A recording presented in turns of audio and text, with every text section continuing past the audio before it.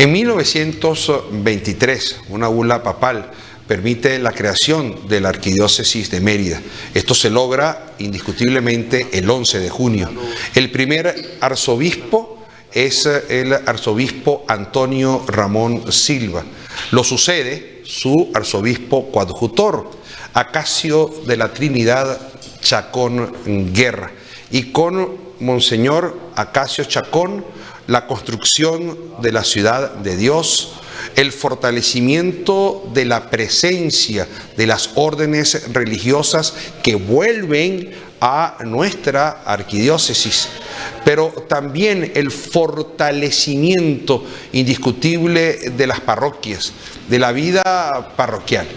Lo sucede Monseñor Pulido Méndez, y con Pulido Méndez se acaba un ciclo importante que comenzó en 1923 y termina en la década de los 60.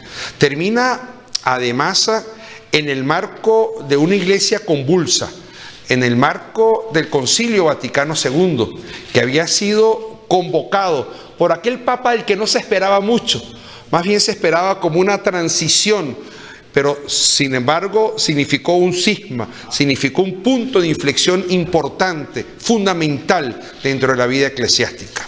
Luego hubo una transición, y esa transición fue ampliamente debatida por el padre Leonardo Angulo la semana pasada. Se trató de Monseñor Miguel Ángel Pérez Cisneros, el Negro Ángel, quizás para que algunos lo recuerden. Debatimos a profundidad su participación y su presencia en la iglesia, pero debatimos su transición de salir de aquella época tan larga que se había vivido desde Silva hasta Pulido Méndez y que requería un cambio a partir de Pulido Méndez. Y ese cambio se vive precisamente con el nombramiento como arzobispo metropolitano de Mérida de Monseñor Miguel Antonio Salas, que venía de Calabozo, pero que venía de una vida fundamentalmente de formación, como lo demostró en los distintos espacios donde estuvo, no solamente en Venezuela, sino también en Colombia. Nació en Sabana Grande, allí en el municipio Jáuregui, y por esa razón, conversar sobre él, hablar sobre él, pues hemos invitado a quien lleva su causa, que es el padre Javier Muñoz. Muy buenos días, padre, bienvenido como siempre a su casa, la televisora Andina de Mérida.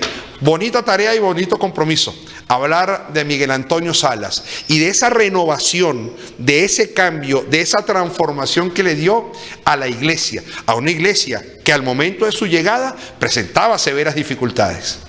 Sí, buenos días para todos los que nos están viendo. Hablar de la figura de Monseñor Salas en este centenario es una figura bastante interesante porque él asume la arquidiócesis de Mérida con problemas, dificultades y circunstancias, diría yo, acerca del episcopado en ese momento con Monseñor Cisneros.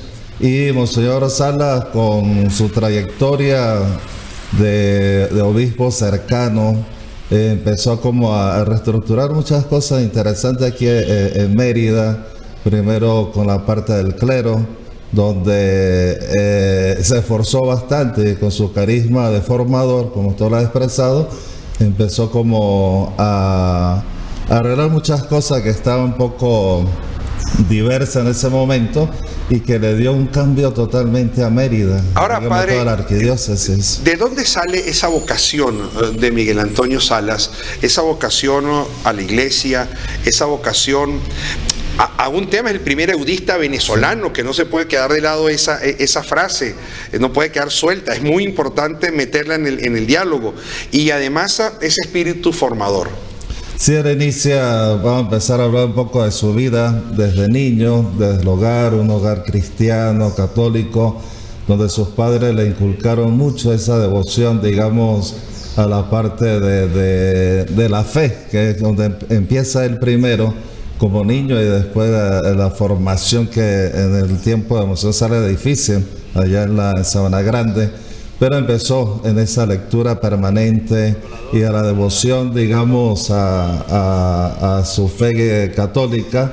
Y luego, a partir de los 10 años, empieza ya él a tener ciertas inclinaciones sacerdotales, vocacionales, donde ya pues a los 16 años empieza ya como a tomar más en serio la vida vocacional, y por la situación del país en ese momento pues tuvo que viajar a Bogotá a estudiar su parte de filosofía, y es donde empieza a meterse de lleno con la vocación, y sobre todo pues con la comunidad budista, que en ese momento estaba en La Grita, en Quer María, y donde empezó esa formación, digamos, eudista, de donde empezó, ya tú lo dijiste también, el primer eudista venezolano, pero comenzó su vocación y sobre todo pues la formación a los seminarios, que es la idea principal de la congregación de ¿Y qué Corazón de significa María. ser eudista? ¿Cuál es el carisma de los Sí, eudistas que también marcan mucho a Miguel Antonio Sí, Salas? el carisma en sí mismo es la formación del clero.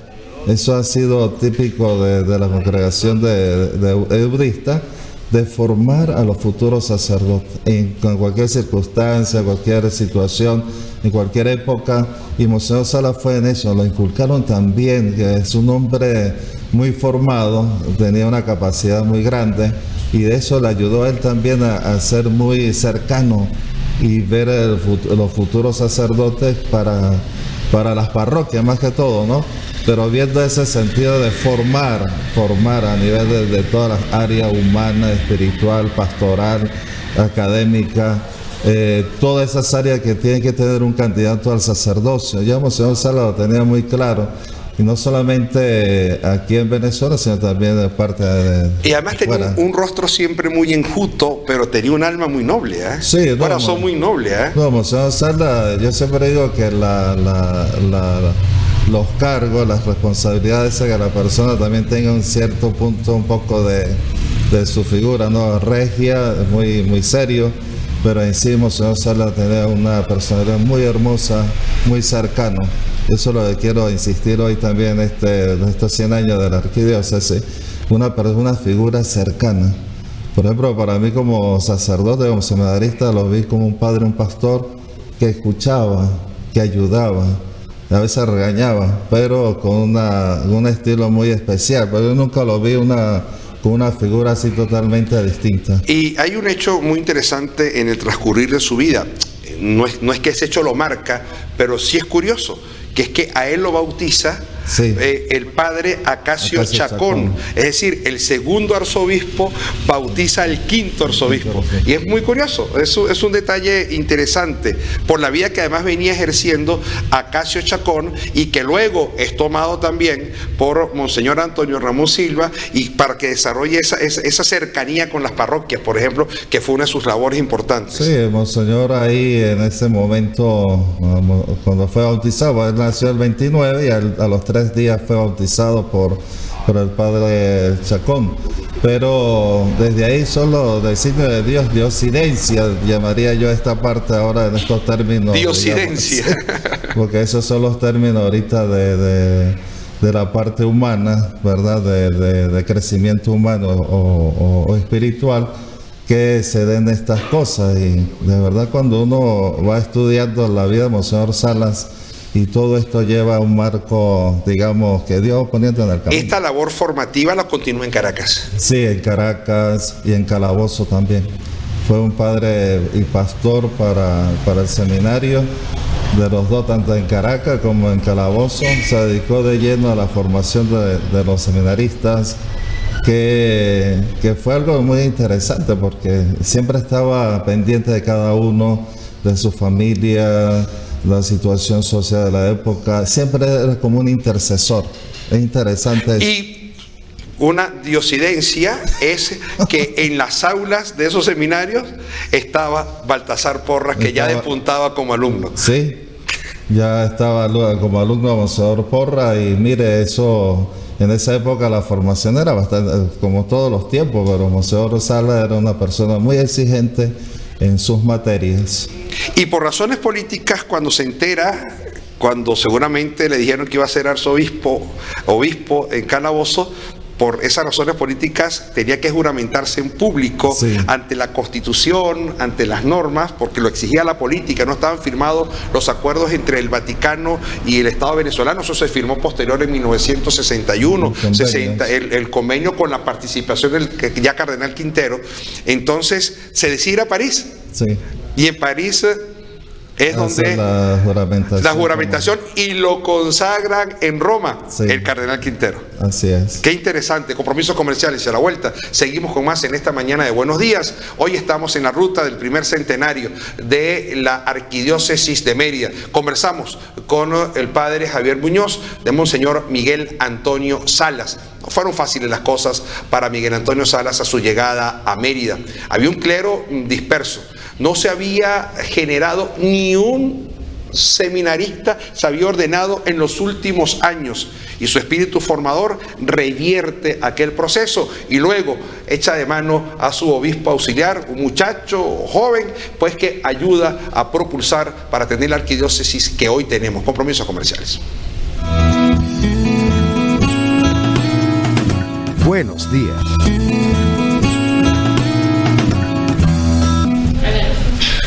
Parte final. Como obispo de Calabozo, Miguel Antonio Salas comienza a mostrar su tendencia, su manera de gobernar, su manera de hacer iglesia. Hablemos de esa parte porque yo creo que marca mucho lo que va después a pasar en Mérida. Sí, prácticamente en Calabozo Monseñor Salas fue un hombre muy pastoralista y preocupado también en medio de la catequesis y evangelización y la creación de nuevas parroquias para darle ese sentido, digamos, de iglesia, porque necesitaba Calabozo en esos tiempos para el crecimiento de la iglesia. Y Monseñor Salas fue un hombre muy dado a esta diócesis, porque era su primera. Siempre se sabe que las primeras parroquias para uno como sacerdote es lo más hermoso para uno, pues toda la fuerza que uno da como sacerdote. Y Monseñor Salas se dedicó a tiempo completo a Calabozo, sobre todo eso, de crear, también abrió el seminario allá en Calabozo, la atención a las congregaciones religiosas, tanto masculinas como femeninas, y el crecimiento de las parroquias también ayudó mucho. Esa parte de evangelización que es importante tenerlo en cuenta, y Monseñor Salas también tenía una característica que era catequista, y todo lo que es el ambiente, digamos, social, económico y político, él se dedicó a eso también, porque estudiando la vida de Monseñor Salas en Calabozo fue un hombre también que escuchaba y que ayudaba. Monseñor Salas, cuando él pedía una intercesión, un favor a alguien, se lo concedían, es decir, que era con solamente la palabra. Digamos que él se dio por completo a Calabozo, 18 años de labor pastoral y de esa dedicación a su diócesis. Mire, eso lo marcó mucho a él también, porque se dio, y eso es lo que a mí me llama la atención, sin ninguna, digamos, propuesta o un interés, no, sino él sabía lo que estaba haciendo muy bien, porque también en la parte formativa tenía el clero bien formado, las congregaciones, seminario reactivado, seminario menor, y después todo esto hace a Monseñor Salas un hombre de Dios, pues prácticamente. Incluso me llama la parte de la atención ahí en el Calabozo, la parte educativa. Monseñor se dedicaba también a todo lo que era la parte de formación fuera del seminario, pero también ayudaba mucho a la parte de los educadores, porque esa era su tarea. Pero para todo el clero, se ganó todo el mundo en Calabozo, que él estaba muy marcado antes de venir a Mérida, ¿no? Él estaba bastante enamorado de Calabozo, porque era esa parte digamos, de pastoral. Y una de las cosas que también me llama la atención es la visita pastoral. Monseñor Salas se dedicaba a todo lo que era Calabozo de San Juan de los Morros hasta Apure. Y claro, pues tocaba parte de Barinas, parte de Apure. Incluso Barinas, pero siempre las visitas pastorales. Y su catequesis era algo muy peculiar, porque él enseñaba, él siempre decía, hay que enseñar los mandamientos los mantenimientos de la iglesia y los sacramentos. Esa era la catequesis de Monseñor Salas. En cada visita pastoral se llevaba un sacerdote, un diácono, un seminarista, mientras él estaba confesando. Lo nombran arzobispo de Mérida. ¿Se conoce la reacción cuando fue nombrado arzobispo de Mérida? Usted acaba de decir que está muy enamorado del llano, muy enamorado de Calabozo. Ya eran 18 años de vida diocesana. La congregación de los obispos, pues siempre cuando lo llamaron para que asumiera Mérida, él tuvo 2 momentos, dijo que no. Dijo que no venía a Mérida, sino que él estaba bastante bien en Calabozo. Pero ya una tercera sí ya tomó la decisión de venir a Mérida, por toda la situación que se estaba viviendo en ese momento en Mérida. Y llega a Mérida y se consigue una iglesia convulsa, ciertamente, una iglesia que tiene complicaciones que se habían creado desde el momento de entrar en calor el gobierno de Pérez Cisneros, el nombramiento de aquel consejo, que luego no lo vinculó con sus decisiones, empezó a generar una frustración colectiva en el clero y empezó a generar divisiones muy particulares en el clero. Se consigue, por tanto, Monseñor Miguel Antonio Salas con un clero confrontado, con un clero sin liderazgo y sin nuevas generaciones, porque no habían sacerdotes ordenados en el seminario. ¿Cómo enfrenta Monseñor Salas esos primeros días de gobierno? Digamos, lo enfrenta con mucha sencillez, digamos, en otras palabras, él sabía dónde estaba parado, ya tenía toda la información de la arquidiócesis y empieza a reorganizar todo, empezando por el clero merideño, con mucha fuerza. Ahí sí fue bastante regio con todos los sacerdotes, empezó a llamar uno por uno, empezó a hacer los cambios necesarios y empezó como a ver otro sentido de la iglesia de Mérida, ¿no? Ya empezó a bajar un poco la presión de los sacerdotes, empezó a cambiar esa mirada del clero merideño, y después con la formación que abrió el seminario en el año 83, con el seminario mayor, con los eudistas en ese momento, empieza a dar otro cambio, ¿no? Pues empiezan las vocaciones, empieza a dar ya sus frutos, y ella estaba ya un poquito ahí también metida en todas esas cosas como seminarista, pero empezó a poner orden y el clero lo aceptó. ¿Qué obras destacan de Miguel Antonio Salas? ¿Cuántos años estuvo de arzobispo? Aquí estuvo del 79, 12 años como arzobispo. Yo le diría como tres momentos bastante bonitos. Primero, la apertura del seminario San Buenaventura de Mérida, tanto el menor como el mayor, con los padres eudistas. Luego viene la parte de los medios de comunicación que sí quiero resaltar. Sin ser un hombre de medios, se dedicó a los medios de comunicación. Y en la propuesta lo decía, esto es una obra para Dios. Y eso lo marca esa frase lo marca de manera muy clara. Los medios de comunicación son una obra para Dios. Y ojalá lo entiendan las autoridades de la iglesia, que los medios de comunicación son una obra para Dios. Y los medios de comunicación de la iglesia deben ser de la iglesia. Así es, y estaba marcado así cuando inició la televisora andina de Mérida, la Fuerza del Vigilante o la radio después. Era eso, el fin era de la evangelización, que todos pudieran tener los medios cercanos para la formación, para que sepan sobre Dios, sobre la Biblia, sobre la doctrina social de la iglesia. Esa era la idea principal de Monseñor Salas, y yo creo que él aceptó junto al padre Ubancil en ese momento. Que comenzó como un proceso de catequesis en Santa Juana. Y eso debe ser los medios de comunicación de iglesia, y digo de iglesia, es para la evangelización, es para dar a conocer la obra de Dios. Eso es, nada más. Pero se ha ido perdiendo mucho en el tiempo la característica de los medios de comunicación eclesiales. Yo creo que empezar, creo que este centenario nos obliga a nosotros a reformular qué es lo que significa los medios de la iglesia y para qué fin tiene, porque si no se pierde todo. Pues si hay tanta radio de otras iglesias pequeñas, porque los medios eclesiales nuestros no tienen ese fin. El tercer momento. Y el tercer momento es diría yo, la cercanía al clero, excelente, y en todas las congregaciones religiosas, y la visita pastoral. Eso lo marcó Monseñor Salas en su trayectoria aquí en Mérida. Se había creado ya el archivo, se había creado el museo, y se fortalece también en el gobierno de Monseñor Salas. Sí, empieza ya la reapertura también con Monseñor Porras, en ese momento obispo auxiliar, la reapertura del Museo Arquidiocesano. Ya existía, pero el Monseñor Salas como Monseñor Porras le dieron más fuerza al Museo Arquidiocesano. Y la llegada de Monseñor Porras indiscutiblemente significó una fuerza para la arquidiócesis. Además, hecho a la medida de Monseñor Salas, obra de Monseñor Salas, como lo dice el propio cardenal Baltasar Porras, en aquel momento es nombrado arzobispo auxiliar de la arquidiócesis de Mérida, pero obispo titular de Landia, lo dice el título que se le entrega.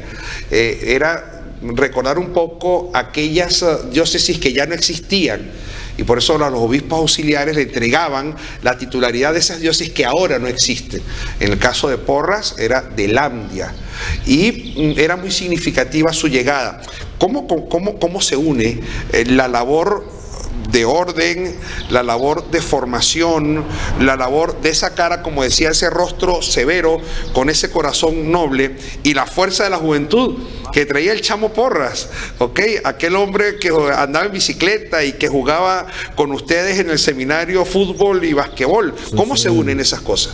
No, es interesante porque el Monseñor Sala lo conocía a la perfección, y seguramente también, y lo que uno ha podido leer, él quería también que toda su trayectoria lo llevara también a Monseñor Porras. Es decir, no hubo ningún cambio, sino más fuerza a la labor de Monseñor Porras. Y Monseñor Sala lo tenía muy claro, es decir, en su pensamiento decía, bueno, si esto es una arquidiócesis que va en proceso de renovación, de transformación, de cambio, ¿qué más que Monseñor Porras, que fue su pupilo, digamos, así en otros términos criollos, para ejercer? Y no hubo ninguna ruptura, ningún cambio, sino siguió los parámetros de Monseñor Salas, y eso fue lo que le dio fuerza también a Monseñor Baltasar Porras. Vamos a los compromisos comerciales, y a la vuelta creo que hay un tema que no debemos dejar por fuera, y es cuando despunta hacia ese camino a la santidad que ahora se ha iniciado en una causa que ya creo que terminó su parte venezolana, para comenzar su parte en el Vaticano y seguir en rumbo a la santidad, a los altares, porque Monseñor Miguel Antonio Salas es siervo de Dios, y eso es importante además destacarlo en esta mañana. Compromisos comerciales, a la vuelta, la parte final de esta interesantísima conversación con el padre Javier Muñoz, vicario para la santidad de la Arquidiócesis de Mérida y párroco en Tabay, para que lo visiten.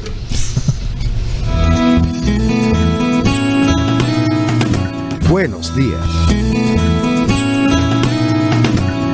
Final de nuestra interesantísima conversación con el padre Javier Muñoz, camino a la santidad. Las causas se dividen en etapas, y va transitando por una etapa que ha sido larga, que ha sido la recopilación de toda la información para justificar que hay méritos suficientes para que sea santo. ¿Cómo va la causa de Monseñor Miguel Antonio Salas, nuestro siervo de Dios? Para hacer un pequeño resumen y poder entender, llevar una causa son 4 etapas. Primero, siervo de Dios, luego venerable, tercero, beato, y luego santo. En el proceso de Monseñor Salas estamos ya finalizando un proceso de recoger los testimonios, que algo interesante de los testimonios es que se resalta ahí las virtudes de Monseñor Salas, y gracias a Dios, de los 200 testimonios que hemos recogido, ninguno ha sido negativo, siempre todo habla de positivo, y ahí es donde se va a sacar lo que se llama la virtud heroica. Pero es interesante también resaltar que cada testimonio va unida con un acta, haciendo un resumen de cada uno. porque eso lo revisa la Congregación para las Causas de los Santos. Imagínense, son 200 testimonios más 200 actas, dando validez a lo que se ha expresado en ese momento.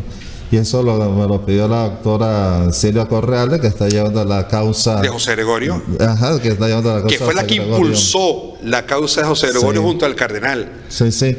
Y es una mujer muy cercana al Papa, la doctora Silvia, y es reconocida a nivel mundial y a nivel América Latina y en Venezuela, que creo que casi lleva todas las causas acá en Venezuela.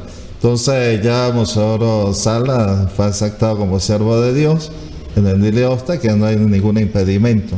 Y luego esta parte que estoy diciendo de los testimonios, y luego su cronología y todo lo que es la carta de vida que le llaman allá en Roma, presentarlo ya directamente. ¿Cuándo se presenta? Cuando se termina ya la fase aquí arquidiocesana. No hay fase, no hay fecha. Todavía no, estamos cuadrando ya con nuestro arzobispo en este momento, Alessandro Terán, para poner una fecha de cierre, y luego ya hay que ir a Roma para hacer la apertura de la fase romana. Y donde nos toca, a mí me toca presentar esa virtud heroica de Monseñor Salas. Llámese pobreza, humildad, sencillez, fe, oración, pero me toca darle un estudio teológico para que sea reconocido por esa virtud heroica. Entonces eso es interesante a nivel de la arquidiócesis. Iniciamos en el año 2015, vamos a tener ya casi 8 años. Una vez fallecido, porque el olor de santidad de Monseñor Salas, en medio de su rigidez, de su cercanía, del corazón de, como se habla ahora mucho, del corazón de Dios, ¿no? Según el corazón de Dios, eso lleva a que Monseñor Salas tenga cierta característica. Me impactó mucho importante el corazón de Monseñor Salas. Sí. Lo vimos recientemente, hace unos meses atrás, y nos impactó mucho ver esa reliquia. Sí, sí. Esa reliquia, además con toda la historia que nos contaba el propio cardenal Baltasar Porras en torno a esa reliquia tan importante que es el corazón de Monseñor Miguel Antonio Salas. Que lo tenemos aquí en la cripta para la veneración de todos los feligreses. Ojalá que todos los merideños puedan acercarse a la cripta donde está su cuerpo y su corazón. ¿Por qué está el corazón de Monseñor Salas acá? Bueno, por circunstancias de allá de la iglesia de Los Ángeles en Sabana Grande, y por la reestructuración de la iglesia, pues se trasladó acá a Mérida. Y aquí se le hizo un estudio de recuperación del corazón con la comisión médica de la Universidad de los Andes, de la ULA, y se le hizo 2 tratamientos, falta uno todavía para dejarlo ya quieto al corazón de Monseñor Salas. Y eso fue una petición, digamos, directamente de la familia, de la comunidad de allá de Sabana Grande. Entonces, por eso permanece el corazón acá. Aquí se va a buscar un lugar, y es la intención de nuestro cardenal anteriormente, de sacarlo de la cripta y ponerle uno de los altares laterales de la catedral juntamente al corazón, para que la gente pueda verlo más cercano y que pueda ver la petición o la invocación de Monseñor Salas. Entonces va por buen camino. Se va buen camino. Ya estamos dando los últimos toques, digamos, logísticos, de metodología, para cerrar la causa aquí en Mérida. ¿Terminamos el programa de esta mañana, padre? Sí, vamos a terminar. Yo le diría a todos que nos ayudaran pues en este proyecto de la causa, de la causa de Monseñor Salas. Está en nuestras manos. Una de las cosas que pide el Papa Francisco y la congregación de la causa de los santos es que se le dé, en el sentido, una promoción de la vida de santidad de Monseñor Salas, ese olor de santidad, igualmente a la causa de la Madre Georgina, para que se dé a conocer un poco esas virtudes de Monseñor Salas, pero con mucho cuidado, para la congregación. Mire, eso conocen todos los que uno hace, el movimiento que uno hace ya Roma lo sabe. Entonces hay muchas cosas que tenemos que obviar para luego en su momento se dé a conocer, porque Monseñor Salas también tiene un milagro, ya digamos, ya está casi reconocido por la Comisión Médica del doctor José Gregorio Hernández en Caracas, tengo que viajar a San Cristóbal, buscar un documento, y yo creo que al cerrar la causa aquí en Mérida, después de abrir allá la fase romana, y a los 2 meses podemos introducir el milagro de Monseñor Salas. Así que se puede dar 2 momentos importantes, de ser venerable y también ser beato. Qué bueno. Se habla mucho en Caracas, después de José Gregorio Hernández, Monseñor Salas. Qué bien. Así que tenemos eso. Y yo le invitaría a todos, de verdad, y a todas las parroquias de la arquidiócesis en este centenario, a dedicarnos más a Monseñor Salas, de hablar de su vida, de sus virtudes, pero también de visitarlo acá en peregrinaciones, en la catedral, de que se le pueda hablar ahí, está en su corazón, que la gente tenga ese conocimiento, porque después viene la intersección, los favores que Monseñor Salas ha dado a la gente, y eso hay que darlo a conocer también, pero de una manera, digamos, ilustrativa. Monseñor Salas se le pidió, intercedió, y eso ya lo conocemos, eso es lo que la congregación está pidiendo.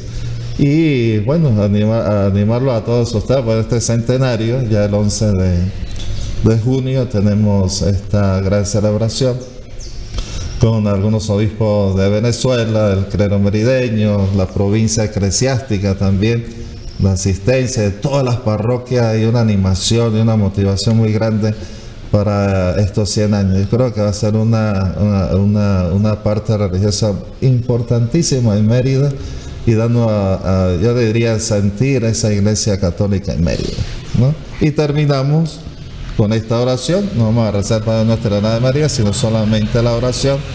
Señor Jesucristo, pastor de pastores, que otorgaste a Monseñor Miguel Antonio Salas un corazón de sacerdote, obispo con olor a oveja, en el que florecieron virtudes de humildad, entrega, fortaleza, amor al prójimo y a los más necesitados. Te pido me conceda por su intersección el favor especial que ahora imploro, y así como la gracia de haberlo glorificado para celebrar su vida y fama de santidad en toda la Iglesia.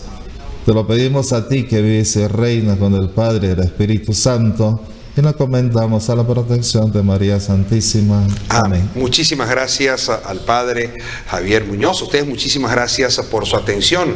El próximo miércoles, en este camino, en esta ruta hacia el primer centenario de la Arquidiócesis de Mérida, vamos a hablar de Monseñor Baltasar Enrique Porras Cardoso, nuestro cardenal y actual arzobispo metropolitano de Caracas. Será hasta mañana, cuando a las 6:30 de la mañana nos volvamos a encontrar aquí en la televisora andina de Mérida. Que tengan un feliz día último de mayo. Cobramos y gastamos, así que tranquilo, no se preocupen. Hasta mañana.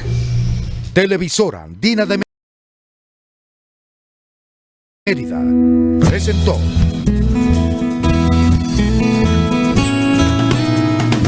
Buenos Días.